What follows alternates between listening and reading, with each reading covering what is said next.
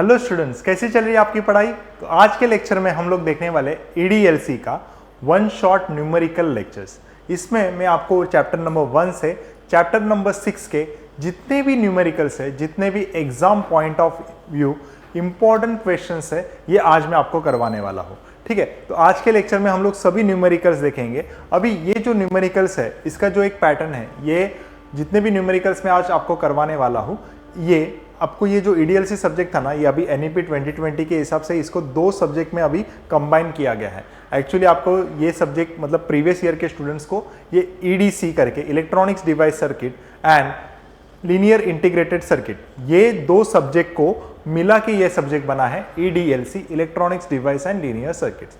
तो इसके EDC के कुछ प्रीवियस ईयर क्वेश्चन पेपर के कुछ न्यूमेरिकल्स मैंने लिए हैं बेस्ड ऑन आवर सिलेबस, अभी जो नया सिलेबस है उसके हिसाब से, एंड लीनियर इंटीग्रेटेड सर्किट्स के जितने भी PYQs है, न्यूमेरिकल्स है, उसके मैंने कुछ क्वेश्चंस लिए। और इस तरीके से हमने ये जो PYQs के जो भी EDC एंड LIC दोनों भी न्यूमेरिकल्स मैंने यहाँ पे कंबाइन करके आपको मैं सॉल्व करके देने वाला हूँ। ठीक है, so EDLC one shot numericals will be started from the chapter number 1। और चैप्टर नंबर 1 में आपको जो मेन इंपॉर्टेंट है that is called as voltage divider biasing. तो वोल्टेज डिवाइडर बायसिंग के न्यूमेरिकल्स आने के चांसेस ज़्यादा है। इसमें आपको 3 बायसिंग टेक्निक्स है, बट सिलेबस के हिसाब से self biasing technique and voltage divider biasing circuit के न्यूमेरिकल्स आपको आएंगे। बट मोस्ट इंपॉर्टेंट कौन सा है? वोल्टेज डिवाइडर बायसिंग, जिसके ऊपर का एक न्यूमेरिकल हमेशा EDC के क्वेश्चन पेपर में हमेशा आता था। और ये क्वेश्चन आप उनको दिसंबर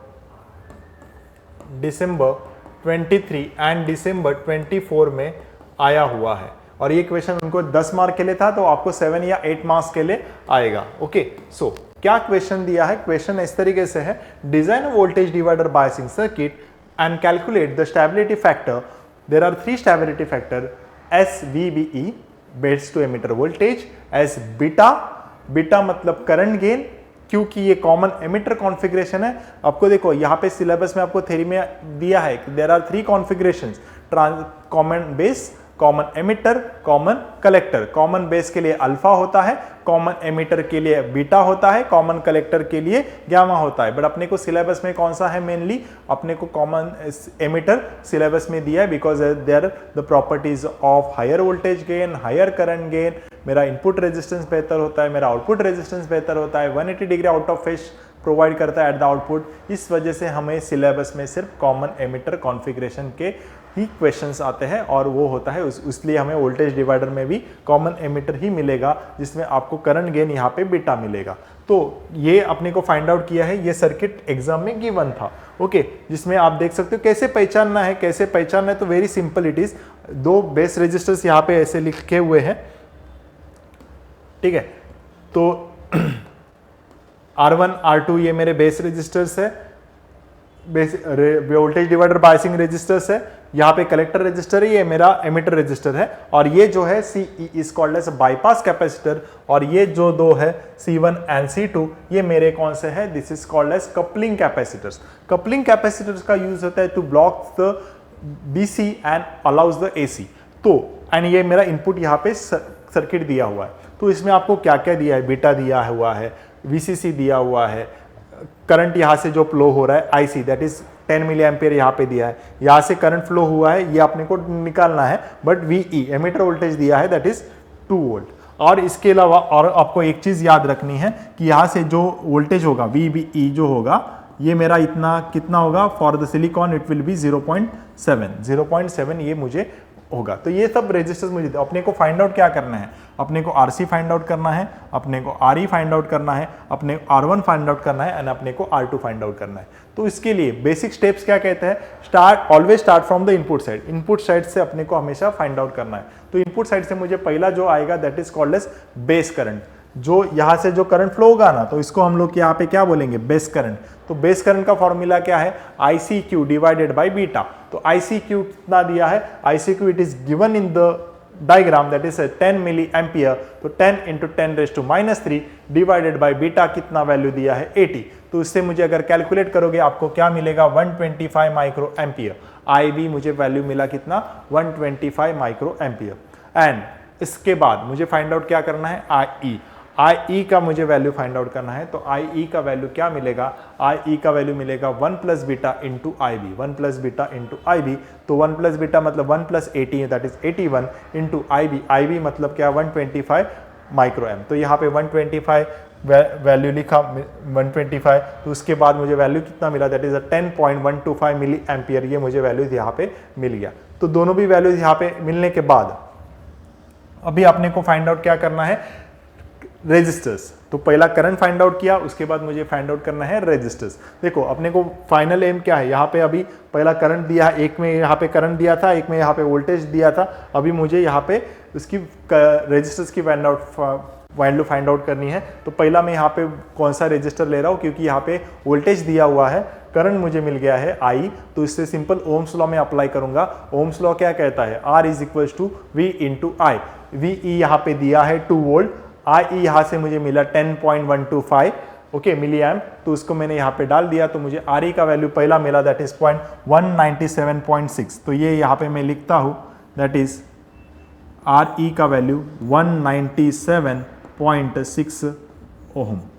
चलो एक वैल्यू मुझे मिली, तो अभी यहाँ से दूसरा वैल्यू फाइंड आउट करना है आर सी का। तो आर सी किसके ऊपर डिपेंडेंट है, आर सी के लिए भी फॉर्मूला वही है V divided by I, but it is connected to the VCC। किसके साथ कनेक्टेड है, ये VCC के साथ कनेक्टेड है।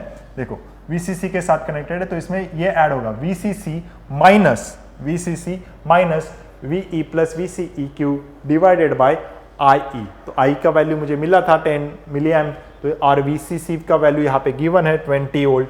तो 20 वोल्ट डाला और इसमें मुझे VE का वैल्यू दिया था 2 वोल्ट और ये मेरा VCEQ 8 मिला था। तो इसमें मुझे कितना मिला, that is called as 1 kilo ohm. तो RC का मुझे क्या मिला, वैल्यू 1 किलो ओम, और ये वैल्यू मैंने यहाँ पे पुट कर दिया that is 1 kilo Om. Okay, तो ये दोनों भी मिला। उसके बाद नेक्स्ट फाइंड आउट करना है अपने को वोल्टेज डिवाइडर। तो अपने को RC मिला, RE मिला। अभी दोनों कौन से रेजिस्टर्स बाकी है, R1 और R2। जब भी अपने ये जो क्वेश्चंस आते हैं ना डिजाइन के, तो डिजाइन का मेन क्या होता है, एम कि जितने भी मेरे कंपोनेंट्स यहाँ पे प्रेजेंट है डिजाइन में, उसकी सबकी वैल्यूज मुझे फाइंड आउट करनी होती है। तो यहाँ पे मुझे कौन से रेजिस्टर्स की वैल्यू नहीं दी थी, RC, RE, R1 and R2। तो यही हमें फाइंड आउट करना था। तो पहले हमने क्या किया, बेस करंट फाइंड आउट किया। उसके बाद मेरे यहाँ से मेरा एमिटर करंट फाइंड आउट हुआ। एमिटर करंट फाइंड आउट करने के बाद मैंने RE फाइंड आउट किया, वैसे ही मैंने RC फाइंड आउट किया। अभी मुझे फाइंड आउट करना है R1 एंड R2। चलो R1 एंड R2। तो R1 and R2 find out करने के लिए पहला मुझे निकालना है इसका बेस वोल्टेज। तो बेस वोल्टेज मतलब इसका मिडल पॉइंट। तो मिडल पॉइंट कहाँ पे कनेक्टेड है, ये जो है ना VB। तो ये VB मतलब यहाँ पे जो टोटल रेजिस्टेंस जो RB है, तो इसमें मुझे पहला VB and RB find out करना पड़ेगा। तो इसके बाद मुझे मिल जाएगा यहाँ पे R1 एंड R2 का वैल्यू। तो उसके लिए VB मतलब क्या है, VE प्लस VBE। तो VE का वैल्यू दिया था 2 वोल्ट, VB मैंने बोला 0.7 कंसिडर करो, which is equal to 2 plus 0.7 is equal to 2.7। तो यहाँ पे मुझे बेस वोल्टेज मिल गया। आया समझ में। उसके बाद मुझे अभी फाइंड आउट क्या करना है, I1 मतलब यहाँ से जो भी करंट फ्लो होगा उसको मैं यहाँ पे क्या बोलूँगा, I1। तो ये मेरा हो गया I1। तो I1 और ये जो करंट फ्लो होगा उसको मैं क्या बोलूँगा, I2, emitter for the biasing circuit 2। तो यहाँ से मैंने दो फाइंड आउट करना है। तो I1 is equal to 10 into IB। तो इस हिसाब से मुझे कितना मिला, 10 इंटू 125 मिली एम्प। तो इसके हिसाब से 1.25 मिली एम्प का मुझे I1 मिला। ठीक है, तो उसके बाद सॉरी ये 125 माइक्रो एम्प, तो मुझे I1 कितना मिला, 1.25 मिली एम्प। उसके बाद मुझे फाइंड आउट क्या करना है, I2। दूसरे डिवाइडिंग सर्किट से बनता है I2 is equal to I1 minus IB। तो इसमें 1250 divided minus 125 is equal to 1.125 milli ampere. तो मुझे I2 की भी वैल्यू मिल गई, I2 की भी मुझे वैल्यू मिल गई। फिर मुझे फाइंड आउट करना है अभी R1 एंड R2 का वैल्यू। तो R2 के लिए फॉर्मूला क्या बनेगा, Ohm's law VB divided by I2। तो VB डिवाइडेड बाय I2 मुझे क्या मिलेगा, 2.7 डिवाइडेड बाय 1.125 मिली एम्प, जो मुझे यहाँ पे I2 मिला था। तो उससे मुझे R2 की वैल्यू मिली 2.4 किलो ओम। क्या मिली, 2.4 किलो ओम। तो ये मैंने यहाँ पे डाल दी 2.4 किलो ओम। और वैसे ही मुझे R1 की वैल्यू फाइंड आउट करना है। तो R1 के लिए फॉर्मूला क्या है, ये किससे कनेक्टेड है, VCC से कनेक्टेड है। देख सकते हो आप VCC से कनेक्टेड है, तो इसमें भी आपको मिलेगा VCC माइनस VB। कहाँ पे कनेक्टेड है, बेस वोल्टेज पे कनेक्टेड है, VB पे कनेक्टेड है। तो VCC minus VB divided by I1। तो R मतलब V डिवाइडेड बाय I होता ना, तो ये हमें ऊपर की तरफ हमेशा VCC माइनस आएगा, ठीक है। VCC minus VB divided by I1। तो इसमें वैल्यूज पुट की तो मुझे R1 की वैल्यू कितनी मिली, R1 की वैल्यू मिली 13.84 किलो ओम, और यही वैल्यू मुझे यहाँ पे डालनी है 13.84 किलो ओम, 84 किलो ओम। चलो R1 R2 भी मुझे मिल गया। अभी पर मुझे फाइंड आउट क्या करने बोला है, SVB S beta and SICO। तो इसके कारण मुझे अभी तीनों भी फॉर्मूले मुझे यहाँ पे याद करने हैं। पहला फॉर्मूला है S stability factor for VBE, इसके लिए फॉर्मूला बनता है minus beta divided by RB plus 1 plus beta into RE। तो इसके में आप सिंपल वैल्यूज पुट करोगे तो अब मुझे आंसर मिलना चाहिए -4.43 इंटू 10⁻³ जो भी स्टेबिलिटी फैक्टर होता है। तो स्टेबिलिटी फैक्टर में कोई भी यूनिट नहीं होता है, स्टेबिलिटी फैक्टर में कोई भी यूनिट नहीं होता है, ठीक है। सो उसके बाद नेक्स्ट जो है स्टेबिलिटी फैक्टर, उसके लिए है SICO। तो SICO के लिए फॉर्मूला क्या बनता है, 1 plus beta into 1 plus RB divided by RE divided by 1 plus beta RB divided by RE। तो इस हिसाब से अगर इसमें वैल्यू तो आप पुट करोगे तो उसमें वैल्यू मिलेगी 10, ठीक है। वैल्यूज पुट करो कि with the help of calculator आपको स्टेबिलिटी फैक्टर फॉर ICO मिलना चाहिए 10। There will be no unit for the stability factor. Next that is called stability factor for the beta. तो बीटा के लिए क्या है, S की वैल्यू मुझे यहाँ से मिली 10 into IC divided by 1 plus beta. तो ये भी आप वैल्यूज पुट करोगे तो मुझे वैल्यूज क्या मिलेगा, that is called as 1.23 into 10⁻³ 1.23 into 10⁻³ तो इस तरीके से अपने तीनों भी स्टेबिलिटी फैक्टर कैलकुलेट होते हैं, that is SVB, S beta and SICO। आया समझ में। तो ये तीनों भी कैलकुलेट करने हैं। Once again for the first voltage divider biasing circuit के लिए पहले आपको डिजाइन का जब इक्वेशंस आता है तो आपको जितने भी वैल्यूज है उसको आपको कैलकुलेट करने हैं। कौन से वैल्यूज जो अपने को दिए नहीं है, तो उसमें RB होगा, RC होगा, R1 होगा एंड R2 होगा। आया समझ में। तो ये सब वैल्यूज अपने को क्या करने हैं, कैलकुलेट करने हैं, RC, RE, R1 and R2। तो इसके लिए पहला स्टेप क्या होगा, first step is use to find out the current. तो IB फाइंड आउट करो, IE फाइंड आउट करो। देखो IB फाइंड आउट किया, IE फाइंड आउट किया, उसके बाद उसके ओम्स लॉ लगा के RE फाइंड आउट किया, RC फाइंड आउट किया, उसके बाद I1 I2 फाइंड आउट करो, फिर उससे मुझे मिलेगा R1 एंड R2। और ये सब मिलने के बाद स्टेबिलिटी फैक्टर के 3 फॉर्मूला रट के जाना है अपने को, stability factor for ICO, VBE and stability factor for S beta. तो ये तीनों भी स्टेबिलिटी फैक्टर वाला ही क्वेश्चन लिया, और ये क्वेश्चंस जब भी EDC सब्जेक्ट था उसमें ये 2-3 बार रिपीट हुआ है with the same values of this. ये जो भी वैल्यू लिखी है ना, बीटा, कलेक्टर करंट, ये सब की वैल्यू सेम थी उसमें। आया समझ में। तो this is the first one, this is the first question. उसके बाद नेक्स्ट इस तरीके से क्वेश्चन आ सकता है, determine the input and output resistance, input resistance, output resistance, voltage gain, current gain find out करने बोलेंगे। बट इस केस में अपने को input resistance, output resistance and voltage gain calculate करने बोला है। And this question B, this is also the PYQ question, and ये भी क्वेश्चन आपको 3 बार एग्जाम में आया हुआ है। मतलब ऑलरेडी जो भी EDC सब्जेक्ट था तभी ये आया हुआ था, और ये अपने सिलेबस से भी रिलेटेड है, जिसमें अपने को ये कैलकुलेट करने बोलेंगे। इसमें जैसे ही ये क्वेश्चन आता है, गिवन सर्किट आता है, पहला आपका नज़र जाना चाहिए कि ये कौन सा सर्किट है, कौन सा एम्पलीफायर की तरह ये काम कर रहा है। तो यहाँ पे ये एमिटर, मतलब यहाँ पे डायरेक्शन ऑफ एरो इस साइड है, तो ये कॉमन एमिटर वाले पे जाएगा। यहाँ पे डिवाइड वोल्टेज का डिवीजन हो रहा है, तो ये कौन से इस पे जाएगा, ये चला जाएगा वोल्टेज डिवाइडर बायसिंग पे। तो इस हिसाब से पहले इस जब भी ये क्वेश्चन आता है जहाँ पे input resistance, output resistance, voltage gain find out करने बोलते हैं, तो उसमें 2 एनालिसिस आपको करने होंगे, DC analysis and AC analysis. पहले आप यहाँ पे करोगे DC एनालिसिस। DC एनालिसिस के लिए अपने को पहला फॉर्मूला यहाँ पे ड्रॉ करना, मतलब लिखना है VTH, थेवेनिन्स थ्योरम से। VTH का फॉर्मूला क्या बनेगा, R2 divided by R1 plus R2 into VCC, तो इससे मुझे मिलेगा पहला VTH, ठीक है। तो VTH मुझे मिला, तो VTH का फॉर्मूला में R2 and R1 plus R2 की वैल्यू पुट करोगे, या अपने को यहाँ पे दिया जाएगा, तो उससे मुझे VTH कितना मिला 1.6 वोल्ट, कितना मिला 1.6 वोल्ट। तो VTH मिलने के बाद फिर सेकेंड वाला है that is called as RB, यहाँ पे मुझे RB फाइंड आउट करना है। तो RB which is nothing but R1 parallel by R2, तो उससे मुझे R1 एंड R2 की वैल्यू यहाँ पे गिवन है, R1 एंड R2 की वैल्यू यहाँ पे गिवन है, तो उससे मुझे क्या मिलेगा RB मिलेगा, दैट इज 9.09 किलो ओम। तो यहाँ पे मुझे RB की वैल्यू भी मिल गई, RB की वैल्यू क्या मिली 9.09 किलो ओम।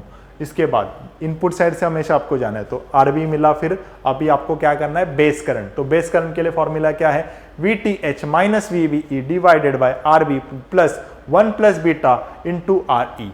फिर से आपको ये वैल्यूज फाइंड आउट मतलब पुट करनी है, VTH की 1.6, देन VBE मतलब यहाँ पे आपको कंसिडर करनी है 0.6 या 0.7 फॉर द सिलिकॉन ट्रांजिस्टर, तो यहाँ पे मैंने 0.6 लिया है, डिवाइडेड बाय RB की वैल्यू मैंने अभी कैलकुलेट की 9.09 kilo ohm, plus 1 plus beta मतलब यहाँ पे बीटा की वैल्यू दी थी 210 प्लस 1 मतलब 211 हो गया, और यहाँ पे RE कौन सा लेना है, RE में आपको दोनों भी है, यहाँ पे 120 प्लस 560, तो RE मतलब यहाँ पे RE1 plus RE2 120 plus 560 is equal to what 680 ohm है। मुझे यहाँ पे सभी वैल्यूज किलो ओम में दी है, तो मुझे इसको कन्वर्ट करना पड़ेगा, तो that is called 0.68 kilo ohm, तो इसलिए यहाँ पे लिखा है 0.68 किलो ओम, और इससे मुझे IB का वैल्यू क्या मिला 6.55 माइक्रो एम्पियर मतलब 10⁻⁻⁶, ठीक है। उसके बाद नेक्स्ट ये मिलने के बाद अपने को अभी फिर से फाइंड आउट करना है collector current ICQ, this is for the stability point of Q factor. तो इसके लिए फॉर्मूला क्या है beta into IB। So what is beta, beta is equal to 210 into IB का वैल्यू मुझे अभी मिला था 6.55 इंटू 10⁻⁻⁶, तो इससे मुझे ICQ कितना मिलेगा 1.38 मिली एम्पियर, कितना मिलेगा 1.38 milli ampere. And now you have to find out the VGM as well as R pi, VGM and R phi. तो GM का फॉर्मूला क्या है, ट्रांस कंडक्टेंस का फॉर्मूला क्या है ICQ डिवाइडेड बाय VT। तो VT अपने को यहाँ पे क्या करना है एज्यूम करना है, which is equal to 26 milli volt, which is equal to 26 milli volt, और ICQ यहाँ पे मिला था 1.38 मिली एम्पियर मतलब 10⁻³ डिवाइडेड बाय VT मतलब 26 into 10⁻³ which is equal to 53 milli ampere per volt. तो ये मुझे यहाँ पे मिला GM का वैल्यू, ट्रांस कंडक्टेंस का वैल्यू। अभी मुझे फाइंड आउट करना है R पाई के लिए फॉर्मूला क्या बनता है, R फाई के लिए फॉर्मूला बनता है beta into VT divided by ICQ। ये सब फॉर्मूले आपको रटने पड़ेंगे, ओके। सो R पाई के लिए सिंपल वही वैल्यूज पुट करो, beta is 210, VT is 26, ICQ यहाँ पे 1.38 मिली एम्पियर, तो उसके बाद आपको R पाई मिलेगा 3.96 किलो ओम। तो R पाई की वैल्यू भी मुझे यहाँ पे मिल गई। इसके बाद यहाँ पे मेरा DC पार्ट खत्म हो जाता है, DC एनालिसिस खत्म हो जाता है। अभी next you have to do the AC analysis, इसमें आपको input resistance output resistance voltage gain मिल जाएगा। तो इसके लिए फॉर्मूला जो भी क्वेश्चन है मतलब ये जो भी डायग्राम है उसको मुझे AC एनालिसिस करना पड़ेगा। तो AC एनालिसिस में क्या क्या होगा, देखो VS होगा, यहाँ पे इनपुट रेजिस्टेंस उन्होंने दिया हुआ है, तो इनपुट रेजिस्टेंस ये लोगे 0.2 किलो ओम, तो ये 0.2 किलो ओम यहाँ पे भी आप लोगे, ठीक है। फिर ये बेस करंट है, RB को हमने यहाँ पे कॉमन कर दिया था, मतलब R1 पैरेलल R2 को ये मैंने एज अ कैलकुलेट किया था RB बेस रजिस्टर, ये बेस रजिस्टर मैंने यहाँ पे लिख दिया। फिर मेरा यहाँ पे जो AC एनालिसिस है इसमें इस तरीके से सर्किट बनता है, hybrid pi model, that is R पाई और यहाँ पे बीटा इंटू IB। उसके नीचे मेरा होगा अनबायस RE मतलब नेटवर्क, उसमें RE is equal to RE plus RE2 होगा, एंड यहाँ आउटपुट में RC plus RC parallel with RL, because यहाँ पे सर्किट में भी दिया हुआ है, RC भी दिया हुआ है एज वेल एज RL भी दिया हुआ है, RC भी दिया हुआ है, दिस इज योर RC, और यहाँ पे लोड रजिस्टर भी दिया है, दोनों भी दिया है। सो दोनों के लिए यहाँ पे ये कनेक्ट करना पड़ेगा, ठीक है। सो उसके बाद यहाँ पे इस तरीके से अब होने के बाद अभी मुझे input resistance and output resistance draw करना है। तो इनपुट रेजिस्टेंस के लिए पहला RE फाइंड आउट करो, तो RE के लिए क्या फॉर्मूला है, R pi divided 1 R I is equal to R pi. तो ये sorry this is not RE, this is your RI, R I is equal to R pi 1 plus beta into R E one. तो यहाँ पे एक ही कोई तो value लगी, हम लोग यहाँ पे कंसिडर करेंगे कौन सा, lowest value of the emitter resistor, lowest value of the emitter resistor that is 120 ohm. तो यही वैल्यू हम लोग यहाँ पे कंसिडर करेंगे। So r pi 1 plus beta into R E one. तो इसमें आर पाई वैल्यू मुझे यहाँ पे मिल गया था 3.96 किलो ओम, 1 प्लस बीटा मतलब 1 प्लस 210 का मेरा बीटा ऑलरेडी गिवन है सर्किट में, आर ई वन मैंने यहाँ पे लिखा था दैट इज 120 ओम, मतलब किलो ओम में 0.12 किलो ओम। इससे मुझे आर आई कितना मिला 29.28 किलो ओम। बट यहाँ पे मुझे पूरा इनपुट रेजिस्टेंस निकालना है, तो ये पैरेलल में इसके साथ आरबी भी है, आर पाई के साथ आरबी भी पैरेलल में है, तो इसको भी हम लोग यहाँ पे लेंगे RB parallel by R I. तो ही मेरा यहाँ पे इनपुट रेजिस्टेंस मिलेगा that is 9.09 parallel with 29.28 which is equals to 6.94 kilo ohm, 6.94 kilo ohm which is R I emitter मतलब इनपुट रेजिस्टेंस। तो इनपुट रेजिस्टेंस मिला। इसके बाद मुझे यहाँ पे कैलकुलेट करना है वोल्टेज गेन। वोल्टेज गेन का फॉर्मूला क्या होता है, output voltage divided by input voltage. तो यहाँ पे आउटपुट वोल्टेज मतलब V0 है, इनपुट वोल्टेज मतलब इसको मैंने लिखा है सप्लाई वोल्टेज, तो यहाँ पे सप्लाई वोल्टेज लिखा। इसके बाद AVS is equal to output में क्या कनेक्टेड है, RC पैरेलल बाय RL था ना, ये देखो RC पैरेलल बाय RL, ये आउटपुट साइड कनेक्टेड है। तो यहाँ पे RC parallel by RL divided by what, यहाँ पे RE1 भी था, तो ये भी वैल्यू उसके साथ सब्स्टिट्यूट करनी है। तो ये वैल्यू सब्स्टिट्यूट करोगे तो मुझे AVS कितना मिलेगा -15। वोल्टेज गेन के लिए कोई भी वोल्टेज गेन स्टेबिलिटी फैक्टर के लिए कोई भी यूनिट नहीं होता है, तो इसलिए यहाँ पे AVS मुझे कितना मिला -15। अभी मैंने RI निकाला, मैंने वोल्टेज गेन निकाला, अभी बाकी क्या है, सिर्फ आउटपुट रेजिस्टेंस। तो आउटपुट साइड क्या कनेक्टेड है, आउटपुट साइड सिर्फ यही कनेक्टेड है ना, RC पैरेलल विथ RL। तो RC पैरेलल विथ RL करोगे तो मुझे कितना मिलेगा, RC parallel with RL 2.2 parallel with 10 that is 1.8 kilo ohm. और यहाँ पे मैंने R0 भी मतलब आउटपुट रेजिस्टेंस भी कैलकुलेट कर लिया। सो यही अपने को क्वेश्चन में पूछा था, राइट। तो यहाँ पे अपना R0 भी मिल गया। तो डिटरमाइन द इनपुट आउटपुट मतलब R0, RI and voltage gain मुझे कैलकुलेट करने में बोला था, ये तीनों भी हमने फाइंड आउट किया। So once again for this first you have to calculate the VTH, then RB मतलब बेस रजिस्टर पे कितना मिलेगा, बेस करंट मतलब हमेशा आपको इनपुट साइड से जाना है, base current, base resistors, then ICQ, फिर कलेक्टर के पास जाना मतलब आउटपुट साइड जाना है, फिर आपको GM निकालना है, देन RPI निकालना है। The steps will be the same, VTH, IB, RB, then ICQ के बाद GM, देन RPI के बाद R1 मतलब इनपुट, RI इनपुट रेजिस्टेंस के बाद AV के बाद आपको आउटपुट रेजिस्टेंस, और ये सब इधर दिया हुआ रहता है, ठीक है। इस मतलब ये सर्किट आपको अच्छे से बनाने आया तो ही आपको पता चलेगा। आउटपुट रेजिस्टेंस मतलब ये इसका पैरेलल, इनपुट रेजिस्टेंस मतलब RPI एंड RB का पैरेलल विथ प्लस RE, तो ये मेरा इनपुट रेजिस्टेंस के साइड होता है। एंड वोल्टेज गेन का फॉर्मूला मतलब V0 बाई VS। तो ये इस तरीके के क्वेश्चंस आपको आएंगे हाइब्रिड पॉइंट मॉडल के ऊपर, ठीक है। तो आफ्टर दिस, तो ये होता है चैप्टर नंबर 1 एंड 2 के ऊपर। चैप्टर नंबर 3 के अभी क्वेश्चंस में न्यूमेरिकल सॉल्व कर रहा हूँ। This is for the LIC। पहले के जो स्टूडेंट्स थे उनके लिए सब्जेक्ट था लीनियर इंटीग्रेटेड सर्किट। तो अभी ये EDLC हो गया, तो इसमें आपको लीनियर इंटीग्रेटेड सर्किट के जो भी प्रीवियस ईयर क्वेश्चन पेपर अगर आप छान मारोगे तो इसमें ये सब क्वेश्चंस आपको मिलेंगे, और यही क्वेश्चंस मैंने आपको यहाँ पे सॉल्व करवाए हैं।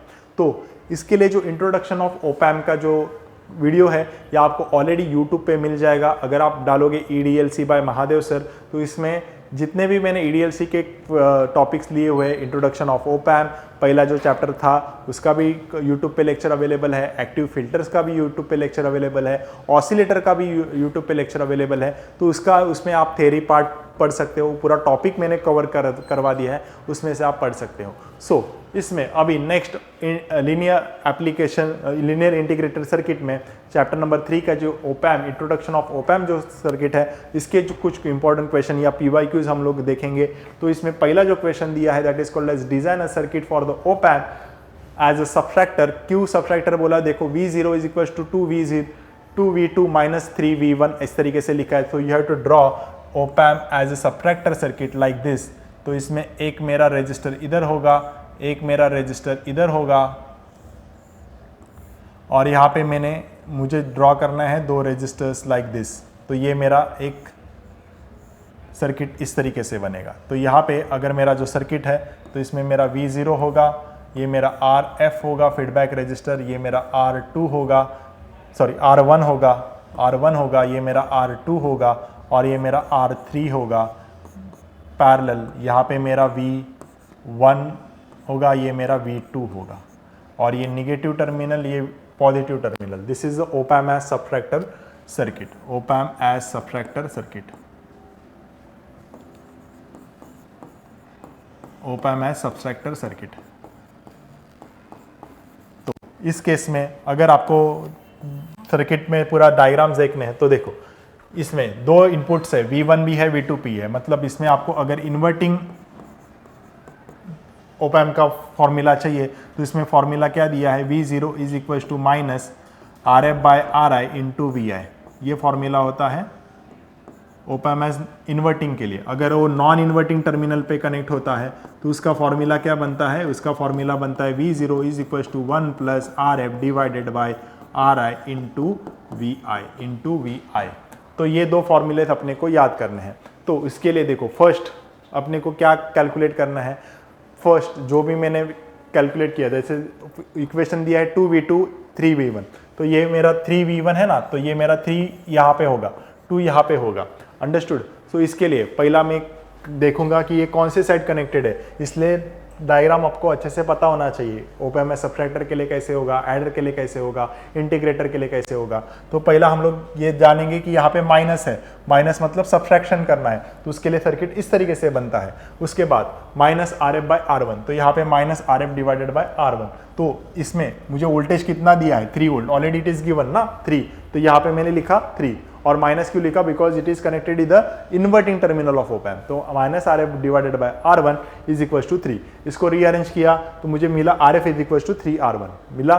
तो उसके बाद एज्यूम करो, सपोज एक कोई भी, अभी इसमें दोनों भी वैल्यूज मुझे नहीं दी है, तो कैलकुलेट कैसे करेंगे, तो एक वैल्यू को मुझे एज्यूम करना पड़ेगा। चलो मैं R1 को यहाँ पे एज्यूम कर लेता हूँ, suppose it is a 5 kilo ohm, suppose it is a 5 kilo ohm. तो यहाँ पे 3 लाने के लिए ये क्या वैल्यू में पुट करूं RF में, तो यहाँ पे 3 मिलेगा, तो 15 किलो ओम। 15 को अगर यहाँ पे मैं 15 डालता हूँ which is 3 times higher, right ना, यही फॉर्मूला था ना, तो 3 टाइम्स हायर होना चाहिए। तो R1 की मैं अगर 5 किलो ओम वैल्यू डालूं तो मुझे RF की वैल्यू क्या मिलेगी, 15 किलो ओम। तो इसमें मुझे R1 और RF की वैल्यू मिल गई। डिजाइन जब भी सर्किट आता है, मैं फिर से बता रहा हूँ, डिजाइन के जब भी क्वेश्चंस आते हैं उसमें आपको जितने भी कंपोनेंट्स है उसकी वैल्यू यहाँ पे लिखनी होती है with the help of formulas. So R1 RF की वैल्यू मिल गई। अभी मुझे कैलकुलेट क्या करना है, ये नीचे वाले दो रजिस्टर्स है ना, R2 एंड R3, ये वैल्यू मुझे फाइंड आउट करनी है। तो उसके लिए फॉर्मूला क्या बनेगा, फॉर्मूला बनेगा कौन से इस पे कनेक्टेड है ये भी देखना है। प्लस प्लस मतलब inverting, non inverting terminal, formula will be 1 plus RF divided by RI into VI। तो देख सकते हो यहाँ पे पहला यहाँ पे कैसे कनेक्शन है, पैरेलल में है, तो ये इस VTH फॉर्मूला अपने को ये अप्लाई करना पड़ेगा। R3 divided by R2 plus R3 into किस कहाँ पे कनेक्टेड है, V2 इंटू कहाँ पे कनेक्टेड है, नॉन इन्वर्टिंग टर्मिनल, तो 1 plus RF divided by RI is equal to what, 2V2 आया समझ में। तो ये मैंने यहाँ पे पुट कर दिया। अभी इसको हम लोग अगर सिंप्लीफाई करते तो क्या बनेगा, R3 divided by R2 plus R3, 1 plus 3 कहाँ से आया, तो यहाँ से देख सकते हो आप, 15 डिवाइडेड बाय 5, 15 डिवाइडेड 5 इज 3 और ये 1 प्लस 3 आया समझ में। तो ये this is 1 plus 3 is equal to 2। तो उसके बाद इसको हम लोग सिंप्लीफाई करेंगे तो मुझे क्या मिलेगा, 1 प्लस 3 इज इक्वल टू 4, तो 1 डिवाइडेड बाय 2 मिलेगा। तो यहाँ पे ये हो गया। उसके बाद R2 plus R3 is equal to 2R2, ये मुझे मिला। तो ये देखो R2 प्लस R3 और ये 2 इधर चला गया, तो इक्वेशन कैसे बनेगा, R2 प्लस R3 2R2 आया समझ में। तो इसके कारण अगर सपोज एक की वैल्यू में अगर एज्यूम कर लेता हूँ R2 की मेरी अगर वैल्यूज है 5 किलो ओम, तो R3 भी कितना होगा 5 किलो ओम। तो इसमें मुझे सिंपली यहाँ पे वैल्यूज पुट करनी है, ये भी मेरा 5 किलो ओम होगा और ये भी मेरा क्या होगा 5 किलो ओम आया समझ में। तो इस हिसाब से क्वेश्चन को इस तरीके से सॉल्व करना है। तो यहाँ पे ऑप एम्प सबट्रैक्टर का इस तरीके से अपने को क्वेश्चन को सॉल्व करना है। नेक्स्ट नेक्स्ट क्वेश्चन यहाँ पे दिया हुआ है, draw the circuit for the Vs 0.5 sine of 2 pi 1000t। Vs कितना दिया है, सप्लाई वोल्टेज कितना दिया है, प्लस माइनस 15 वोल्ट। तो इसको सॉल्व करने के लिए चलो इसको सॉल्व करते हैं पहले। हाँ, तो इसमें पहले फॉर्मूला अपने को क्या दिया है, AVF। फॉर्मूला अपने को पता होना चाहिए कौन सा सर्किट दिया है, तो ये अगर देखने से अपने को पता चल जाए op amp as inverting amplifier. तो op amp as inverting amplifier का अपने को पहले सर्किट ड्रॉ करना है लाइक दिस, प्लस माइनस यहाँ पे इनपुट रजिस्टर RI और यहाँ पे feedback resistor which is called as RF, feedback resistor V0, और ये होगा यहाँ पे ग्राउंड। ओके, और ये मेरा यहाँ पे VI होगा। अंडरस्टूड। तो इसमें देखो क्या क्या दिया है, Vs is equal to 0.5 sine है, मतलब साइन वेव फॉर्म आएगी 2 पाई इंटू 1000t। तो पहला मैंने इन्वर्टिंग का यहाँ पे फॉर्मूला लिखा, इन्वर्टिंग फॉर्मूला याद करो, V0 is equal to minus RF by RI into VI, ये फॉर्मूला होता है ना। तो इसमें अगर मैं इसको वोल्टेज गेन के फॉर्मेट लाऊँ, V0 डिवाइडेड बाई VI, तो फॉर्मूला क्या बनता है, minus RF divided by RI, ये फॉर्मूला बनता है कि नहीं। तो यही फॉर्मूला मैंने यहाँ पे लिखा, minus RF divided by RI। तो ये वैल्यूज मुझे यहाँ से मिली, ठीक है। तो उसमें मैं एज्यूम कर लेता हूँ R1 is equal to 1 kilo ohm. अगर ये 1 किलो ओम है तो फॉर्मूला क्या बनेगा, RF is equal to minus AVF into R1। तो ये R1 इधर चला गया, तो RF की वैल्यू क्या बनेगी, 10R1 होगी। तो इसके कारण अगर मेरा RF सपोज ये मेरा 10 किलो ओम है, चलो ऐसा पकड़ो कि अगर मेरा R1 को मैंने एज्यूम कर लिया कि ये 1 किलो ओम है, तो ये 10 टाइम्स इसके ज़्यादा है, क्योंकि गेन दिया है ना यहाँ पे 10, तो ये 10 बना तो 10 टाइम्स ऑफ R1, मतलब RF की वैल्यू क्या मिली, 10 किलो ओम। आया समझ में। क्योंकि मैंने फिर से बता रहा हूँ कि अगर वैल्यूज रजिस्टर की नहीं दी है, so you have to consider the input resistor की वैल्यू। इनपुट रजिस्टर की वैल्यू आप मैंने कंसीडर की सपोज 1 किलो ओम, तो गेन अगर 10 दिया है तो हमेशा उसके 10 टाइम्स ज़्यादा होगा क्या, फीडबैक रजिस्टर। तो यहाँ पे मैंने R1 को एज्यूम किया 1 किलो ओम, तो इसमें 10 R1 मतलब 10 किलो ओम की वैल्यू मुझे मिलेगी फीडबैक रजिस्टर में। तो यहाँ से मुझे फीडबैक में रजिस्टर मिला, RF मिला 10 किलो ओम। अभी मुझे फाइंड आउट क्या करना है, उसमें मुझे फाइंड आउट करा है आउटपुट वोल्टेज। तो output voltage is equal to AVF into Vin। तो Vin यहाँ पे कितना दिया है, 0.5, ये मेरा Vin है। तो यहाँ पे 0.5 into 10 which is equal to -5 volt peak to peak signal मेरा यहाँ पे रहेगा। तो इसमें अपने को draw and sketch the waveform भी बोला है, तो ये सिग्नल हम लोग कुछ इस तरीके से ड्रॉ करेंगे। पहले इसमें मेरा वोल्टेज होता है पिक टू पिक, इसमें मेरा टाइम होता है। ओके, तो ये जो सिग्नल है ये मेरा VI सिग्नल है, ठीक है। ये इसकी लेवल है, वोल्टेज लेवल्स है जो 0.5 वोल्ट है। और इसमें जब ये आउटपुट वोल्टेज ड्रॉ करूंगा, क्योंकि ये इन्वर्टिंग ऑप एम्प है, तो ये कुछ इस तरीके से बनेगा, तो इसकी अभी वोल्टेज लेवल क्या होगी, -5 वोल्ट पिक टू पिक, इतना मेरा सिग्नल होगा। मतलब ये टोटल वोल्टेज कितना होगा, 5 वोल्ट पिक टू पिक होगा, 5 वोल्ट पिक टू पिक होगा। अंडरस्टूड। तो इस केस में मुझे यहाँ पे टाइम भी दिया है, टाइम कितना दिया है, 1000। तो 1 डिवाइडेड बाई टी अगर हम लोग करते हैं, तो 1 divided by 1000 which is equal to 1 millisecond, right. 1 millisecond, 1000 मतलब यहाँ पे हम लोग पकड़ के चलेंगे 1 मिली सेकेंड। तो ये यहाँ से मेरा इतना जो है, ये मेरा टाइम पीरियड है। तो ये मेरा कितना मिलेगा, 1 मिली सेकेंड का टाइम पीरियड। तो ये भी अपने को स्केच वेवफॉर्म करके बोला है। तो ये मेरा VO0 के लिए होगा, ये मेरा VI के लिए होगा। तो this is the solution for this question. आया समझ में। तो फर्स्ट इन केस जैसे कि वोल्टेज गेन दिया है, तो एक वैल्यू R1 की वैल्यू एज्यूम करो, दैट इज 1 किलो ओम, उससे मुझे फीडबैक रजिस्टर मिलेगा, दैट इज 10 किलो ओम। तो यहाँ पे 10 किलो ओम मिला, दोनों भी रजिस्टर की वैल्यू मिली। अभी मुझे स्केच करना है with the help of this diagram. तो 0.5 मैंने यहाँ पे इनपुट साइड लिखा, और यहाँ पे आउटपुट साइड मेरा यहाँ पे +5 volt peak to peak signal मिला, और टाइम पीरियड 1000 था, तो ये 1 मिली सेकेंड मैंने यहाँ पे कन्वर्ट किया। तो इसके बाद ये इस तरीके से ओपैम एज एडर या फिर सबट्रैक्टर के क्वेश्चंस आपको आएंगे, थोड़ा प्रैक्टिस कर लो। उसके बाद वही chapter number 3 introduction of op amp में और 2 क्वेश्चंस ज़्यादा इंपॉर्टेंट है, that is called as design of practical integrator and design of practical differentiator circuit. तो इसमें मैं अभी क्वेश्चन जो ले रहा हूँ that is called as design of practical integrator using op amp for the cut off frequency of 1 kilohertz and CF यहाँ पे एज्यूम किया हुआ है 0.01 माइक्रोफैरेड। और इसमें याद करना है जैसे ये ओपैम एज इंटीग्रेटर आता है ना, तो उसमें मेरा FA should be equals to 10 times the FB, मतलब 10 टाइम्स ज़्यादा होना चाहिए फॉर द प्रॉपर इंटीग्रेशन। जब भी मैं डिफरेंशिएशन करूंगा तो 20 टाइम्स ज़्यादा होना चाहिए, ये चीज़ आपको याद करनी है, ठीक है। For proper integration FA is equals to 10 times of FB और उल्टा, या एंड डिफरेंशिएशन के लिए FA is equal to 20 of FB। ये 2 चीज़ आपको याद करनी है। सो पहला हम लोग यहाँ पे बनाते हैं प्रैक्टिकल इंटीग्रेटर सर्किट जिसकी कट ऑफ फ्रीक्वेंसी दी है 1 किलोहर्ट्ज।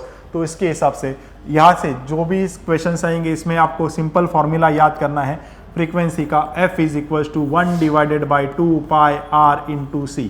ये फॉर्मूला बहुत बहुत बहुत इंपॉर्टेंट है, इसके आगे के जितने भी क्वेश्चंस है इस फॉर्मूला के ऊपर डिपेंडेंट है। अगर फ्रीक्वेंसी का फॉर्मूला ये होगा तो R का फॉर्मूला क्या होगा, R को यहाँ पे लेके जाओ, फ्रीक्वेंसी को इधर लेके जाओ, तो 1 divided by 2 pi F into C। तो ये 2 फॉर्मूला तो आपको यूज़ करना है, मोस्ट ऑफ द प्रोबेबली आपको ये फॉर्मूला यूज़ करना है। R is equal to 1 divided by 2 pi F into C। आया समझ में? तो इसमें देखो पहला ही मैंने लिखा हुआ है for the proper integration FB should be 10 times of FA। तो इस हिसाब से अगर ये 1 किलोहर्ट्ज फ्रीक्वेंसी दी है तो ये 10 टाइम्स उससे लेस होना चाहिए। तो अगर मैं 1000 हर्ट्ज मतलब 100 हर्ट्ज लूँ तो 100 हर्ट्ज इंटू 10 मतलब 1000 होता है, राइट। तो इसलिए यहाँ पे FA की फ्रीक्वेंसी हम लोग एज्यूम कर लेते हैं, मतलब लिखते हैं, एज्यूम नहीं करना, इसको बोलेंगे इससे निकालना। तो 1 किलोहर्ट्ज डिवाइडेड बाई 10, तो यहाँ से मुझे मिला 100 हर्ट्ज, तो FA की फ्रीक्वेंसी मुझे मिले 100 हर्ट्ज। तो ये फ्रीक्वेंसी होने के बाद मुझे फाइंड आउट द RF की वैल्यू मुझे फाइंड आउट करना है। तो frequency F is equal to 1 divided by 2 pi R into CF। तो FA की फ्रीक्वेंसी लिखी 100 hertz, divided 1 divided by 2 into pi की वैल्यू लिखी 3.14, RF इंटू CF 0.01 माइक्रोफैरेड, तो 10 इंटू -6। उसके बाद इससे मुझे मिला RF की वैल्यू 159.15 किलो ओम। उससे अभी मुझे मिलना चाहिए R1 की वैल्यू भी फाइंड आउट करना है। So RF divided by R1 is equal to 10 times proper integration 10 times ज़्यादा होना चाहिए, तो इक्वल टू 10 लिखा। तो इसको डिवाइड बाय 10 करेंगे तो 10 टाइम्स कम होगा मेरा R1, तो 159.15 को डिवाइड बाय 10 किया तो 15.91 इज द R1 का value, kilo ohm is the R1 का वैल्यू। एंड इसमें आपको और एक रजिस्टर की वैल्यू फाइंड आउट करना है, that is called as RCOM which is equal to R1 parallel with RF। तो R1 into RF divided by R1 plus RF is equal to this. तो इसमें पहले मैं आइडियल इंटीग्रेटर सर्किट दिखाता हूँ।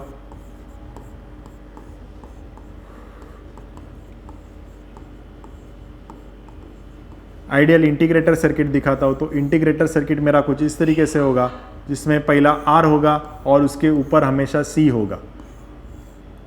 तो ये मेरा CF होगा, यहाँ पे आउटपुट वोल्टेज, यहाँ पे इनपुट R1, और ये मेरा यहाँ पे कनेक्ट करेंगे हम लोग VI, और यहाँ पे कनेक्ट होगा RCOM, ठीक है।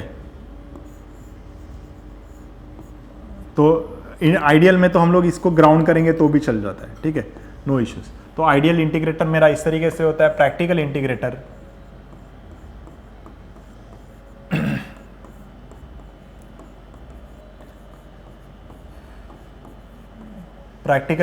सर्किट कुछ इस तरीके से होगा, प्लस माइनस, और उसके बाद दिस इज द रेजिस्टर, ये कैपेसिटर, ये इतना पहला सर्किट बना लो, CF, V0, RI, VI, ये ग्राउंड। उसके बाद इसके ऊपर ही आपको बनाना है एक फीडबैक रेजिस्टर जिसको हम लोग लिखेंगे RF, और इसके पहले आपको एक कैपेसिटर ड्रॉ करना है। इसके पहले यहाँ पे आपको एक कैपेसिटर ड्रॉ करना है for the practical integration circuit which is equal to C1। तो R1 C1 इस तरीके से वैल्यू डाल सकते हैं। तो जो भी वैल्यूज यहाँ पे हमने कैलकुलेट की थी वो लिखना है। RF कितना मिला था 159.15, तो that is 159.15 kilo ohm is the RF का वैल्यू। एंड R1 की वैल्यू मुझे क्या मिली थी, R1 की वैल्यू मिली थी 15.9 kilo ohm, 15.9 kilo ohm. And जैसे मैंने बोला प्रैक्टिकल आइडियल इंटीग्रेटर सर्किट में ये ग्राउंड होता है, प्रैक्टिकल इंटीग्रेटर सर्किट में इसमें एक रेजिस्टेंस आप ऐड करोगे जिसका नाम होगा आरकॉम, और इसकी वैल्यू हमने कैलकुलेट करके रखी है 14.46 किलो ओम, 14.46 किलो ओम, ठीक है। और C1 एंड C2 की वैल्यू, तो C1 देखो CF की वैल्यू तो यहाँ पे दी है 0.01 माइक्रोफैरेड, तो ये आप इधर पुट करोगे 0.01 माइक्रोफैरेड, 0.01 माइक्रोफैरेड, ओके। एंड यहाँ पे C1 की वैल्यू आप लिखोगे कि एक कैलकुलेट किया है, तो अगर नहीं दिया है तो एज्यूम करके लिखो 0.01 माइक्रोफैरेड, ओके, 0.01 माइक्रोफैरेड। आया समझ में? तो इसको बोलते हैं design of practical integrator circuit. आया समझ में? तो ये हो गया प्रैक्टिकल इंटीग्रेशन। अभी हम लोग देखेंगे प्रैक्टिकल डिफरेंशिएशन सर्किट। तो प्रैक्टिकल डिफरेंशिएटर के लिए भी क्वेश्चन दिया है, design a practical differentiator for the cut off frequency is equal to 1 kilohertz. Capacitor की वैल्यू दी है 0.1 माइक्रोफैरेड एंड R1 की वैल्यू दी है 82 ओम। तो फॉर्मूला वही रहेगा, R is equal to 1 divided by 2 pi F into C. But for the differentiation मैंने क्या बोला था, it should be 20 times higher. तो इस केस में देखो F B it should be equal to 20 of F A. तो पहला आप वैल्यूज पुट करो, 2 पाई 1 किलो हर्ट्ज है तो 1000 लिखा मैंने यहाँ पे डायरेक्टली। कैपेसिटर की वैल्यू दी है 0.1 इंटू 10⁻⁻⁶, तो मुझे RF कितना मिला 1.6 किलो ओम, राइट। तो एफ बी मुझे यहाँ पे एफ बी का वैल्यू क्या होगा 20 ऑफ एफ ए, तो दैट इज 20 किलो हर्ट्ज। तो यहाँ पे मुझे अगर एफ ए 1 किलो हर्ट्ज है तो ऑब्वियसली मेरा एफ बी कितना होगा 20 किलो हर्ट्ज। तो यहाँ से मुझे वैल्यूज कैसे पता करेंगी, देखो इनपुट आउटपुट साइड हमेशा RF CF होता है और इनपुट साइड हमेशा R1 C1 होता है, राइट। तो इस केस में हम लोग इसमें लिखा R1 C1, आउटपुट में RF CF। तो मुझे अभी फाइंड आउट क्या करना है, फीडबैक कैपेसिटर की वैल्यू। तो फीडबैक कैपेसिटर के लिए मैं CF इधर लेके आ रहा हूँ, R1 C1 R1 into C1। तो 82 ओम यहाँ पे दिया हुआ है, C1 की वैल्यू यहाँ पे दी हुई है, RF की वैल्यू हमने यहाँ से निकाली 1.6 किलो ओम। तो मुझे क्या मिला यहाँ पे, feedback capacitor is equal to 5.125 nano farad. तो ये मुझे फीडबैक कैपेसिटर की वैल्यू मिली, फीडबैक रेजिस्टर की भी मुझे यहाँ पे वैल्यू मिली। Now you have to plot the differentiator circuit. तो first I will draw ideal differentiator.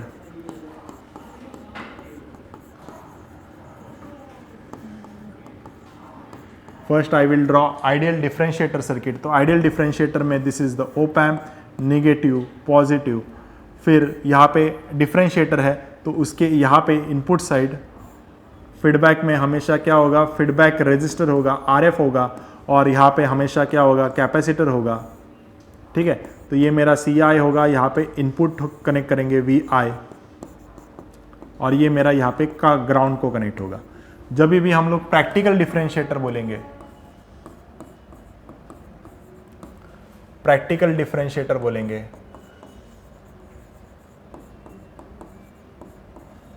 तो प्रैक्टिकल डिफरेंशिएटर में भी यहाँ पे ओप एम्प ड्रॉ करना है, प्लस माइनस, पहला यहाँ पे फीडबैक रजिस्टर ड्रॉ करो, this is your RF feedback register. But इसके ऊपर फीडबैक कैपेसिटर भी आएगा, फिर इसके ऊपर फीडबैक कैपेसिटर भी आएगा। इसके इनपुट साइड यहाँ पे पहला कैपेसिटर ड्रॉ करोगे, this is nothing but CI, और उसके पहले आप इनपुट रजिस्टर ड्रॉ करोगे विच इज नथिंग बट R1, और यहाँ पे मैं इनपुट दूंगा that is called as VS, और यहाँ पे मैं कनेक्ट करूंगा ग्राउंड, और ये मेरा यहाँ पे होगा आउटपुट। चलो इसमें वैल्यूज पुट करो। तो वैल्यूज कौन से निकाले थे, RF के लिए निकाला है 1.6 किलो ओम, तो ये मैं निकाल रहा हूँ यहाँ पे 1.6 किलो ओम। CF की वैल्यू मैंने यहाँ पे निकाली थी 5.125 नैनो फैरेड, तो 5.125 नैनो फैरेड। फिर C1 की वैल्यू मुझे एज्यूम की थी 0.1 माइक्रोफैरेड, तो 0.1 माइक्रोफैरेड यहाँ पे लिख दो, और R2 की वैल्यू दी है 82 ओम, तो 82 ओम भी यहाँ पे लिख दो। देखो R1 भी यहाँ पे लिखा हुआ है 82 ओम, तो दोनों भी सब वैल्यूज यहाँ पे लिख दी, और ये मेरा प्रैक्टिकल डिफरेंशिएटर सर्किट यहाँ पे डिजाइन हो गया। तो इस तरीके के question ideal integration and differentiation circuit के लिए आते हैं। Okay, understood. सो नेक्स्ट जो क्वेश्चन है that is from the chapter number 4। ये भी इसके भी वीडियोस मैंने ऑलरेडी शूट किए हुए हैं। अगर आपको इसका थ्योरी चाहिए, this is from the active filters topic. तो ईडीएलसी बाय महादेव सर आप डालोगे यूट्यूब पे तो आपको फिल्टर्स के ईडीएलसी में 4 आपको वीडियोस मिलेंगे। उसमें से ये एक है एक्टिव फिल्टर्स। तो इसमें से मोस्ट इंपॉर्टेंट न्यूमेरिकल जो आता है that is from the higher order filter, second order high pass filter के ऊपर आपको क्वेश्चंस आता है। तो इसमें से एक PYQ ले रहा हूँ, that is design high pass second order filter जिसमें कट ऑफ फ्रीक्वेंसी दी है 1 किलोहर्ट्ज एंड AF मतलब वोल्टेज गेन दिया है 2। तो जब भी हाई पास फिल्टर आता है तो हाई पास फिल्टर में आपको यहाँ पे पहला C, then R, then C, then R, then C and R, इस तरीके से आपको नेटवर्क बनाना होता है। C, R, C, C1, C2, C3 and R1, R2, R3। ठीक है, और ये मेरा V हाई होगा। और यहाँ पे देखो ये मेरा सेकेंड ऑर्डर में मेरा जितना ऑर्डर ज़्यादा उतना मेरा कैपेसिटर ये नेटवर्क ज़्यादा होगा। तो अभी थर्ड ऑर्डर के लिए इतना होगा, सेकेंड ऑर्डर के लिए मेरा ये सर्किट बनेगा। ओके, सेकेंड ऑर्डर मतलब एक बार C, then C1 R1, C2 R2 are given to the op amp. सो इस सर्किट में अपने को कट ऑफ फ्रीक्वेंसी दी है, AF दिया हुआ है। तो कैपेसिटर की वैल्यू यहाँ पे हमने एज्यूम की है 0.01 माइक्रोफैरेड। फॉर्मूला वही R is equal to 1 divided by 2 pi F into C। तो कट ऑफ फ्रीक्वेंसी डालो 1 किलो हर्ट्ज, तो मुझे R की वैल्यू मिली कितना 15.91 किलो ओम। तो RF एंड R1 की मुझे फाइंड आउट करनी है। तो बट ये कौन से सर्किट पे कनेक्टेड है, ये कौन से इस पे कनेक्टेड है, AF is equal to inverting terminal पे कनेक्टेड है। तो inverting terminal non inverting terminal पे कनेक्टेड है। तो उसके लिए वोल्टेज गेन का फॉर्मूला क्या होता है 1 plus RF divided by RI। तो 1 plus RF divided by RI में RF एंड RI की वैल्यू मुझे यहाँ पे क्या मिलेगी 1 मिलेगी। तो इस केस में मेरा R1 एंड RF मेरा क्या हो जाएगा इक्वल हो जाएगा, that is called as 10 kilo ohm. और तो यहाँ पे हम लोग इस तरीके से लिखते हैं, ये RF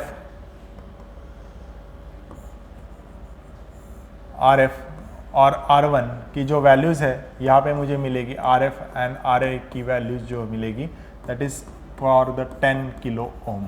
ये मेरा मिलेगा 10 किलो ओम। ओके,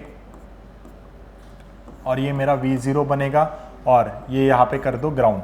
और R1 R2 की जो वैल्यूज़ है ये मुझे मिलेगी ये 15.91 किलो ओम। और C1 एंड C2 की वैल्यू मुझे मिलेगी ओके ये यहाँ पे दी हुई है, एज्यूम की हुई है 0.01 माइक्रोफैरेड। आया समझ में? तो इस तरीके से कुछ अपना सर्किट होगा for the second order high pass filter. High pass filter में पहला कैपेसिटर फिर रेजिस्टर, लो पास फिल्टर में पहला रेजिस्टर फिर कैपेसिटर। ये चीज़ आपको ध्यान में रखनी है। फिर ऑसिलेटर्स, ये क्वेश्चन ये नेक्स्ट टॉपिक है that is called as oscillator. Oscillator में अपने को पता होना चाहिए कि oscillator is nothing but without giving an input signal you will get the output, is called as oscillator. There are Barkhausen criteria for to satisfy the oscillator circuit. First, the total phase shift is equals to 360 degree or 0 degree and AVF voltage gain is equals to always equals to greater than equals to 1। तो ये दो condition satisfied होगी तो ही उसको मैं oscillator बोलूंगा। और उसमें दो सर्किट्स होते हैं, RC phase shift oscillator and when bridge oscillator. First जो मैं क्वेश्चन ले रहा हूँ जो है RC फेज शिफ्ट ऑसिलेटर के ऊपर। तो design an RC phase shift oscillator which is F is equal to 5 kilohertz and capacitor दिया हुआ है 0.01 माइक्रोफैरेड। तो इसमें फॉर्मूला क्या है फ्रीक्वेंसी का? फ्रीक्वेंसी का फॉर्मूला है फॉर द ऑसिलेशन, मतलब RC फेज शिफ्ट ऑसिलेटर के लिए 1 divided by 2 pi √6 R into C। तो ये फॉर्मूला अपने को याद रखना है RC फेज शिफ्ट ऑसिलेटर के लिए। तो फॉर्मूला लिखा 1 divided by 2 pi into √6 into F0 into C। तो उसमें फॉर्मूला में मैंने वैल्यूज पुट की, देखो 5 किलो हर्ट्ज है और कैपेसिटर की वैल्यू है 0.01 माइक्रोफैरेड। तो R की वैल्यू मुझे क्या मिली 1.2999 किलो ओम। तो ये मुझे यहाँ पे रेजिस्टर्स की वैल्यू मिली। But to sustain the oscillation for the RC phase shift oscillator मेरा कितना चाहिए, AVF इज इक्वल टू कितना चाहिए 29 होना चाहिए। कितना होना चाहिए 29 होना चाहिए। तो यहाँ पे लिखा a is should be greater than equal to 29, तो इसमें हमें कैलकुलेट करनी है। तो अगर मैं R1 की वैल्यू सपोज एज्यूम कर लूँ 1 किलो ओम, तो ये RF कितना होगा मेरा 29। तो इस तरीके से हमने R1 एंड RF की वैल्यू कैलकुलेट की। एंड जब भी डिजाइन का क्वेश्चन आता है, so you have to design the RC phase shift oscillator like this, RC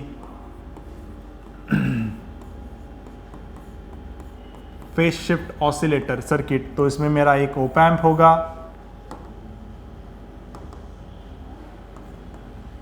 यहाँ पे मेरा ओप एम्प होगा, ये मेरा इन्वर्टिंग नॉन इन्वर्टिंग टर्मिनल, इसमें यहाँ पे मेरा इनपुट रेजिस्टर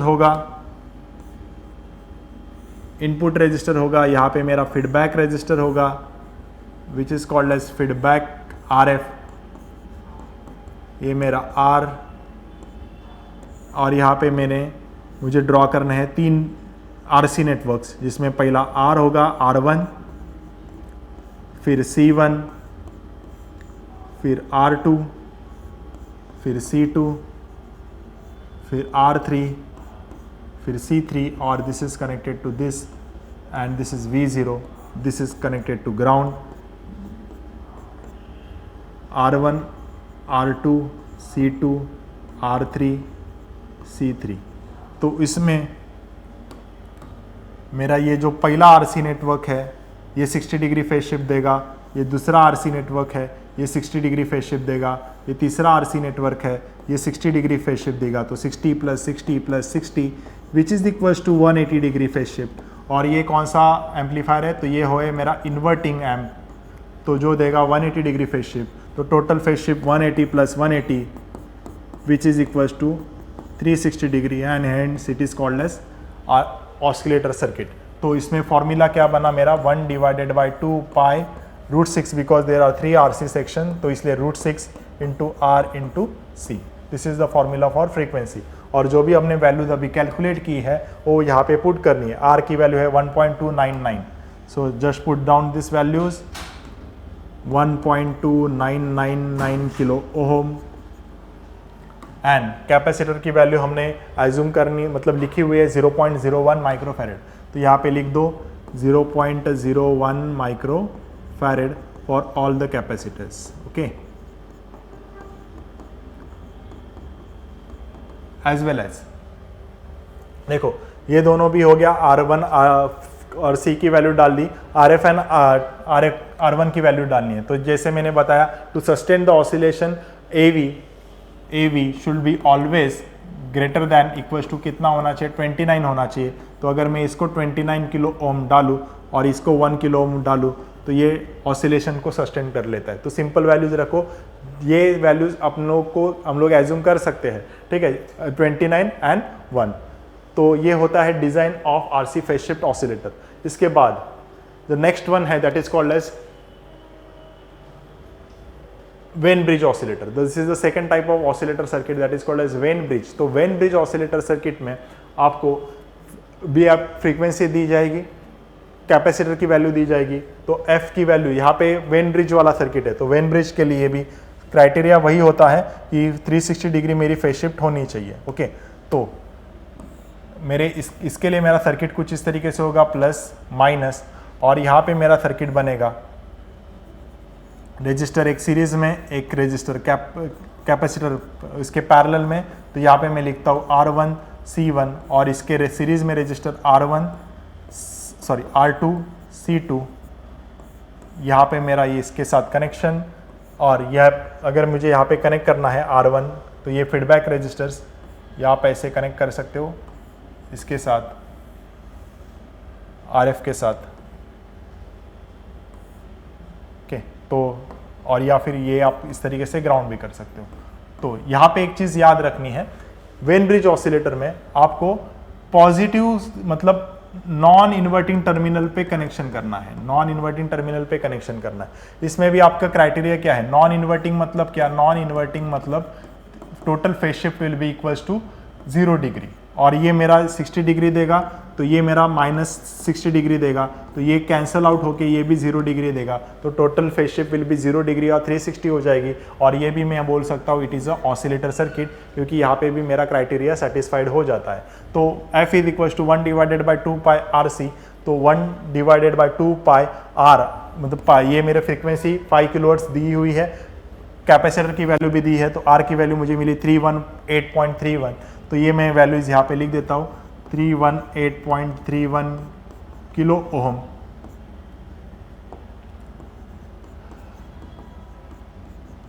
एंड कैपेसिटर की वैल्यू मुझे क्या मिली 0.01 माइक्रोफैरेड, और ये भी मैंने लिखी 0.01 माइक्रोफैरेड, और यहाँ से मेरा ये सर्किट पूरा डिज़ाइन हो गया। अगर मुझे फीडबैक रेजिस्टर्स और ये भी ड्रॉ करना है तो ये मेरा R1 की वैल्यू आप कुछ भी कंसीडर करो 1 kilo Om like this, okay. But हमेशा याद रखो कि यहाँ पे कोई भी इनपुट आपको ऑसिलेटर में नहीं मिलेगा, there will be no inputs, okay. चाहे वो वेन ब्रिज हो या फिर चाहे वो आरसी फेज शिफ्ट हो, there will be no inputs. ये देखो ये डायरेक्टली यहाँ पे फीडबैक सर्किट कनेक्टेड है। तो this is from the oscillator topics. Wien bridge को डिजाइन किया हमने and RC phase shift oscillator को भी हमने यहाँ पे डिजाइन किया। After this when bridge oscillator में आप इसमें एक फीडबैक रजिस्टर भी चाहिए तो यहाँ पे डाल सकते हो, एक सेम वैल्यूज का R1 एंड RF की वैल्यू सेम होनी चाहिए, ओके। तो चाहे आप 1 किलो ओम रखो या फिर 10 किलो ओम रखो, don't worry, no worries, okay. So this is Wien bridge oscillator. After this oscillator topic अपने यहाँ पे खत्म हो जाता है। Moving to chapter number 5 that is called as multivibrators, मतलब टाइमर्स। तो IC 555 टाइमर्स के ऊपर अपने को दो मेन क्वेश्चंस यहाँ पे न्यूमेरिकल्स आते हैं, from the monostable and from the astable. First में जो आपको सिंपल वाला क्वेश्चन ले रहा हूं that is from the monostable multi vibrator. Monostable मतलब क्या होता है, जिसमें आप ट्रिगर देते हो फिर आपका काउंटिंग चालू हो जाता है। जैसे आपने दिवाली की लाइटिंग में आप क्या करते हो, जैसे आपने उसमें वो पल्स ट्रिगर पल्स दबा दिया फिर वो रनिंग एलईडीज अपना पैटर्न चेंज करके बन जाती है। तो वो जो IC 555 का सिंपल एप्लीकेशन है, जो भी हम लोग ये लाइटिंग्स लगाते हैं दिवाली पे, उसमें सब में ये टाइमर IC यूज होते हैं, ठीक है। तो इसमें सिंपल डायग्राम अपना कैसे बनेगा IC 555 के लिए, तो ये मेरा IC बनाओगे आप यहाँ पे, पिन नंबर 4, पिन नंबर 8 ये कनेक्ट होगा मेरा VCC को, पिन नंबर 3 मेरा आउटपुट होता है। ये सब पिन सबको याद होने चाहिए। पिन नंबर 7 उसके बीच में एक रजिस्टर, ये पिन नंबर 7 को कनेक्ट होगा, यहाँ पे 6 कनेक्ट होगा, और यहाँ पे हम लोग एक पिन नंबर 2 को कनेक्ट करते हैं ट्रिगर। क्या कनेक्ट करते हैं? Trigger, which is at pin number 2। Pin number 5 is directly grounded, pin number 1 is directly grounded, और ये कैपेसिटर के थ्रू ग्राउंड होता है। तो ये IC 555 का एक मोनोस्टेबल का हमने सर्किट बना दिया, ओके। तो अपने को इसमें फाइंड आउट क्या करनी है, ये RA की वैल्यू फाइंड आउट करनी है। तो मैंने सर्किट तो बना दिया, A की वैल्यू फाइंड आउट करनी है, RA की। तो फॉर्मूला क्या है? फॉर्मूला है T is equal to 1.1 into R into C, ठीक है। तो C की वैल्यू हमने यहाँ पे एज्यूम कर ली 0.1 माइक्रोफेरेड, और R की वैल्यू यहाँ पे हमें कैलकुलेट करनी है। टाइम पीरियड अपने को दिया है 11 मिली सेकेंड्स, तो यहाँ पे 11 मिली सेकेंड्स इंटू 10⁻³ लिखा, तो सिंपल वैल्यू अपने को यहाँ पे मिला RA का 100 किलो ओम। 100 किलो ओम यहाँ पे अपने को वैल्यू मिली, वो पुट करनी है। यहाँ पे अपना मोनोस्टेबल मल्टी वाइब्रेटर डिजाइन हो जाता है। तो मोनोस्टेबल मल्टी वाइब्रेटर के लिए एक ही फॉर्मूला जो सिंपल वाला है, time is equal to 1.1 into R into C। 1.1 into R into C, यही फॉर्मूला अपने को याद करना है, और ये सर्किट बनाने आना चाहिए, जिसमें सिर्फ एक RA की वैल्यू अपने को फाइंड आउट करनी होती है, okay. This value is different, capacitor की जो वैल्यू आप एज्यूम करते हो यहाँ पे दिस इज टोटली डिफरेंट, तो ये चीज अपने को याद रखनी है, ओके। फिर तो ये आप इस तरीके से आप बना सकते हो, दिस इज द कैपेसिटर, और ये वैल्यू आप यहाँ पे ग्राउंड कर सकते हो। तो ये वैल्यू जो है ना C की, तो ये हम लोग यहाँ पे लिख देते हैं 0.1 माइक्रोफेरेड, ठीक है, 0.1 माइक्रोफेरेड। तो ये इस तरीके से मोनोस्टेबल सर्किट बनता है। फिर आता है अस्टेबल मल्टी वाइब्रेटर। अस्टेबल को फ्री रनिंग ऑसिलेटर भी बोलते हैं, without giving any trigger pulse जो सर्किट चलता है उसको बोलते हैं अस्टेबल मल्टी वाइब्रेटर। तो इसका सर्किट कुछ मेरा इस तरीके से होता है। IC 555 बनाओगे आप, IC 555, pin number 4, pin number 8 connected to VCC, pin number 3 is grounded, pin number 1 is grounded, pin number 5 is connected through one capacitor connected to ground, तो pin number 1 5, pin number 7 connect होगा एक RA के द्वारा, इसके बीच में एक register होगा pin number 6 के द्वारा, यहाँ पे कनेक्शन होगा, there will be no trigger, और इसके नीचे एक कैपेसिटर वैल्यू आप ड्रॉ करोगे तो are a, r b and c, ये तीन वैल्यूज अपने को यहाँ पे फाइंड आउट करनी है फॉर अस्टेबल। चलो first formula for the astable, frequency का फॉर्मूला क्या कहता है? फ्रीक्वेंसी का फॉर्मूला, फ्रीक्वेंसी मोनोस्टेबल में सिंपल फॉर्मूला था 1.1 इंटू आर इंटू सी, पर अस्टेबल में बहुत सारे फॉर्मूले होते हैं। टी ऑन के लिए अलग होता है, टी ऑफ के लिए अलग होता है, फ्रीक्वेंसी का फॉर्मूला अलग होता है, ड्यूटी साइकिल का। तो ये चार फॉर्मूले अपने को याद रखने हैं। पहला फ्रीक्वेंसी का फॉर्मूला, फ्रीक्वेंसी का फॉर्मूला क्या है? 1.4 divided by R A plus 2 are b into c. तो इसमें फ्रीक्वेंसी आपको दिया है 5 किलो, तो 5 किलो डाला, ये कांस्टेंट वैल्यू होती है। उसके बाद यहाँ पे आपने लिखा r A plus 2 are b and c की वैल्यू क्या दी है? 0.01 माइक्रोफैरेड वैल्यू पुट की, तो are A equal to 2 are B मुझे कितना मिला? 28,000। फिर अभी तक मुझे आर एंड आर बी का वैल्यूज नहीं मिला है, जो कि मुझे यहाँ पे पुट करनी है, जो कि मुझे यहाँ पे पुट करना है। चलो, तो इसके लिए मुझे यहाँ पे लिखना है ड्यूटी साइकिल का फॉर्मूला। ड्यूटी साइकिल का फॉर्मूला क्या कहता है? R A plus R B divided by R A plus 2 are B. तो इसके हिसाब से ड्यूटी साइकिल कितना दिया है? 75%। 75% मतलब 0.75, तो यहाँ पे लिख दिया। R A plus 2 are B का वैल्यू मुझे यहाँ पे मिला था, तो मैंने यहाँ पे पुट कर दिया। तो अभी इसको कैसे लिखेंगे? तो अगर इसको यहाँ पे मल्टीप्लाई किया तो कितना मिला? 21,000। तो R A plus R B is equal to 21,000। तो अभी मुझे बताओ कि R A plus 2 are B में 21,000 है मुझे वैल्यू, मतलब R A plus 2 are B 28,000 मिलने के लिए मैं अगर यहाँ पे 7,000 आर बी का वैल्यू डालूँ, और ये ट्वाइस है किससे? मतलब आर ए उससे डबल है, 2 आर बी है ना। तो आर ए अगर मेरा 14,000 है, 2 उससे कम मतलब डिवाइड बाय 2 7,000, तो 14,000 plus 7,000 is equal to what? Is equal to 21,000। तो यहाँ पे 21,000 मिला। तो इस तरीके से अपने को ये सम सॉल्व करना है। तो आर ए की वैल्यू मुझे यहाँ पे मिली 14,000 ओम। तो ये मैं यहाँ पे लिख देता हूँ 14,000 ओम। ये मुझे वैल्यू मिला 7,000 ओम। और ये मैंने को कैपेसिटर की वैल्यू अगर नहीं दी है तो वही डालना है 0.01 माइक्रोफैरेड, 0.01 माइक्रोफैरेड। और इस तरीके से मेरा डिजाइन अस्टेबल मल्टी वाइब्रेटर हो गया।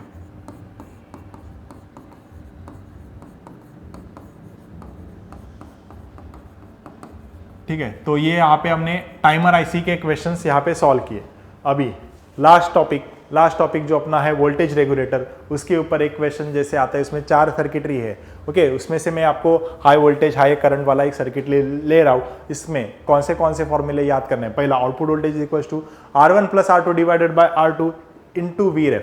तो इसमें V0 की मुझे वैल्यू दी है 15 वोल्ट, IL मुझे दिया है 50 मिली एम्पियर। तो इससे पहला मुझे V0 की वैल्यू पुट करो, R1 plus R2 divided by R2 and Vref मैंने अगर कंसिडर किया 7, तो यहाँ पे मुझे आप इसको एडजस्ट करोगे तो मुझे क्या मिलेगा? 8R2 into 7R1। तो एज्यूम करो कोई भी एक रजिस्टर की वैल्यू, R2 की वैल्यू यहाँ पे कंसिडर करनी है 10 किलो ओम। तो यहाँ पे 10 किलो कर ली, तो R1 की वैल्यू मुझे क्या मिली? 8 into 10 divide by 7, that is for 11.42 kilo ohm value for the R1। तो R1 की वैल्यू मुझे मिली 11.42 किलो ओम। R3 का value is a parallel of R1 parallel by R2। तो इसको R3 का वैल्यू मुझे क्या मिलेगा? 5.33 किलो ओम। चलो, तो R2 मिला, R1 मिला, R3 मिला।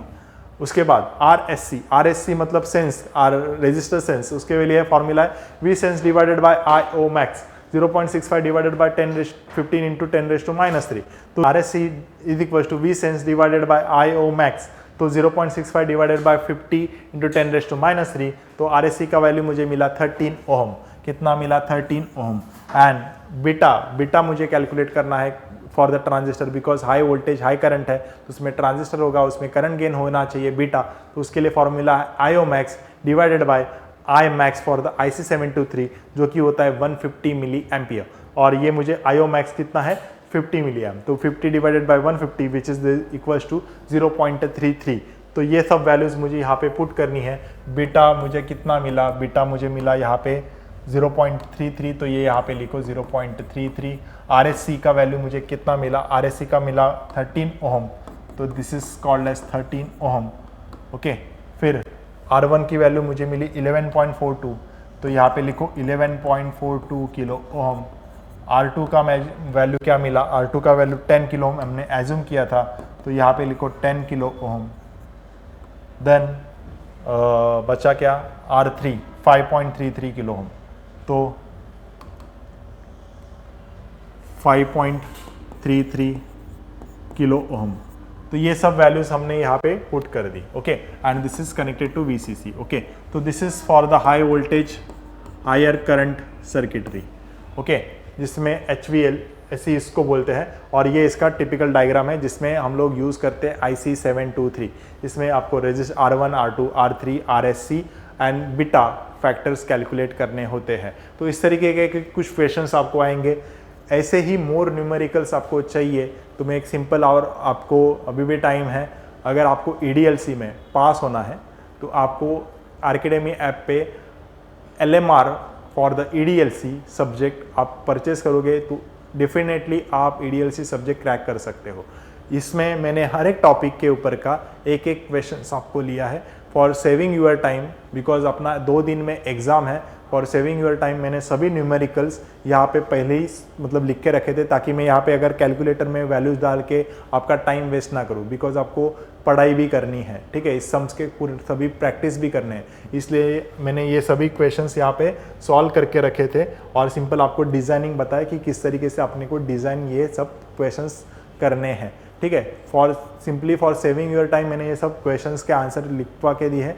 आप में जितने एफर्ट डाल रहा उतना, उससे ज़्यादा एफर्ट्स आपको डालने हैं। जितने भी न्यूमेरिकल्स मैंने सॉल्व किए हैं वो तो आपको करनी है, बट इसके मैं फिर से बता रहा हूँ, if you are not purchasing LMR for the EDLC it's okay, but you have to solve PYQ for EDC subject as well as PYQ for LIC subject. तो दोनों को आपको सॉल्व करने हैं, बट आपको पूरा इसके आंसर चाहिए तो ये सब मैंने क्वेश्चंस ऑलरेडी LMR और EDLC के रेगुलर लेक्चर्स में सॉल्व किए हुए हैं। तो आपको अगर इधर उधर नहीं भागना है तो you can take the LMR for the EDLC and उसमें आप पूरा आपको कंटेंट मिल जाएगा। तो आज के लेक्चर में हमने जितने भी 6 टॉपिक्स है उसका पूरा 1 शॉट रिविजन लिया है, 1 शॉट लेक्चर लिया है, all the numericals for the EDLC subject. Okay, all the 1 shot numerical for the EDLC subject, and these all questions, once again I am repeating, these all questions are the PYQ questions for the EDC and LIC subject। जो भी ये questions थे सब